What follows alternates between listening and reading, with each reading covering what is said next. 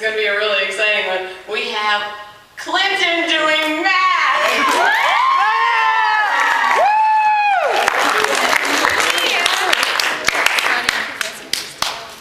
I might regret that. Math is hard. I love that. Uh-oh. This is Oh, he wasn't kidding.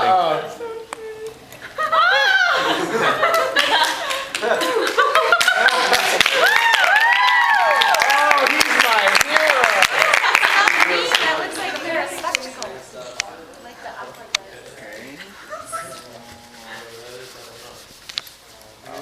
I hope you have that memorized. What?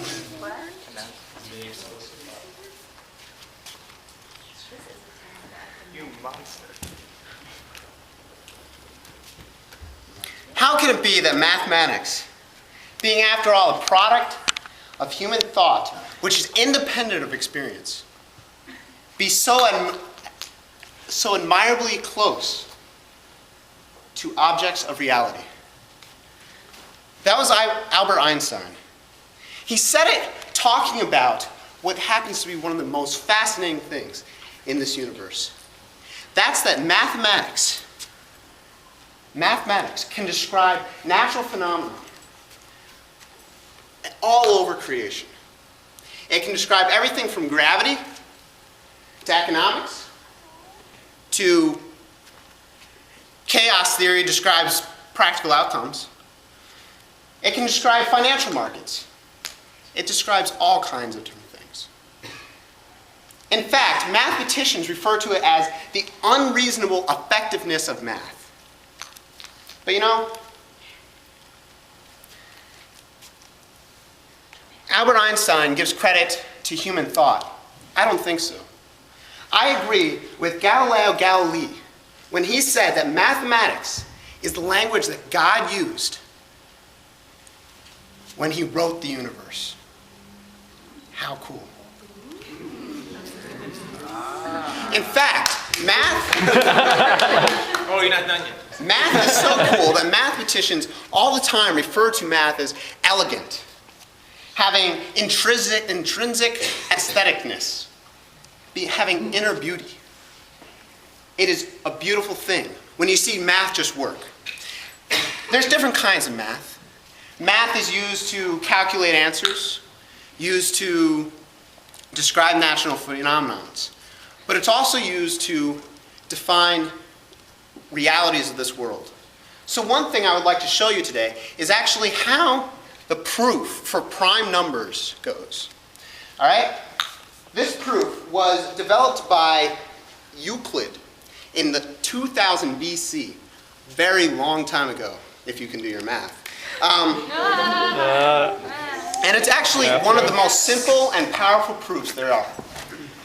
Now, how many people think that there's infinite amount of prime numbers? Okay. How many people think that there's a finite amount of prime numbers? Okay. For those of you who think that there's an infinite amount, can you tell me why? Raise your hand. Yes. There's an infinite amount of numbers. Unsatisfactory. Any other ideas? Be nice. All right, I'm going to explain this to you. This is going to be really exciting, and you're going to see why. All right, a set of numbers, if multiplied together, makes that final number divisible by any one of the numbers in the set. Okay? Simple idea. We're going to use the first. Simple. We're going to use the first 3 prime numbers. Who can tell me what the first 3 prime numbers are? 2, 3, and 5. Thank you, Mr. Snacks. 2, 3, and 5. Okay? This is our set of numbers. If I multiply them together, what do I get? 30. Very good.